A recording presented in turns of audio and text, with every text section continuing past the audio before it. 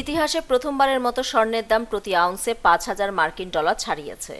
কেবল গত বছরেই মূল্যবান এ ধাতুর দাম 60% বেশি বেড়েছে। বার্তা সংস্থা এএফপির সোমবারের তথ্য অনুযায়ী ডলার দুর্বল হওয়ায় স্বর্ণের দাম উঠেছে প্রতি আউন্স 5,088.52 ডলারে। গত শুক্রবার রূপার দাম $100 ছাড়িয়ে যায়। চলতি সপ্তাহে তা $108 বেশি হয়েছে। ভেনেজুয়েলায় ডোনাল্ড ট্রাম্পের হস্তক্ষেপ, ইরানকে হুমকি এবং গ্রিনল্যান্ড ঘিরে ইউরোপের সঙ্গে যুক্তরাষ্ট্রের উত্তেজনা বিনিয়োগকারীদের উদ্বেগের মধ্যে ফেলেছে।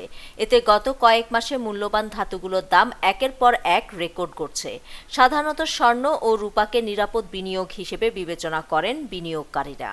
ডলারের সাম্প্রতিক দরপতনের পর জাপানের মুদ্রা ইয়েনকে সমর্থন দিতে যুক্তরাষ্ট্র পদক্ষেপ নিতে পারে বলে জল্পনা তৈরি হয়।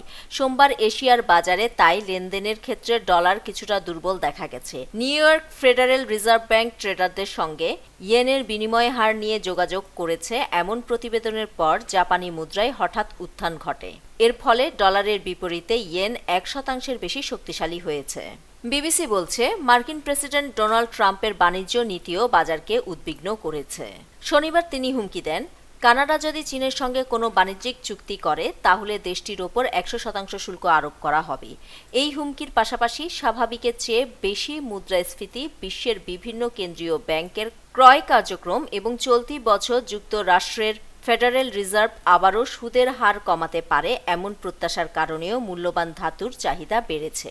ওয়ার্ল্ড গোল্ড কাউন্সিলের তথ্য অনুযায়ী ইতিহাসে এখন পর্যন্ত মোট প্রায় 2,16,265 টন স্বর্ণ উত্তোলন করা হয়েছে। এই পরিমাণ স্বর্ণ দিয়ে অলিম্পিকের 3 থেকে 4টি সুইমিং পুল ভরানো সম্ভব। উত্তোলিত স্বর্ণের বেশিরভাগই তোলা হয় 1950 সালের পর। মার্কিন ভূতাত্ত্বিক জরিপ সংস্থা ধারণা করছে, ভূগর্ভস্থ মজুদ থেকে আরও প্রায় 64,000 টন স্বর্ণ উত্তোলন করা সম্ভব, যদিও আগামী বছরগুলোতে স্বর্ণের সরবরাহ স্থিতিশীল হতে পারে বলে পূর্বাভাস দেওয়া হয়েছে। নিউজ ডেস্ক, দৈনিক পূর্বকোণ।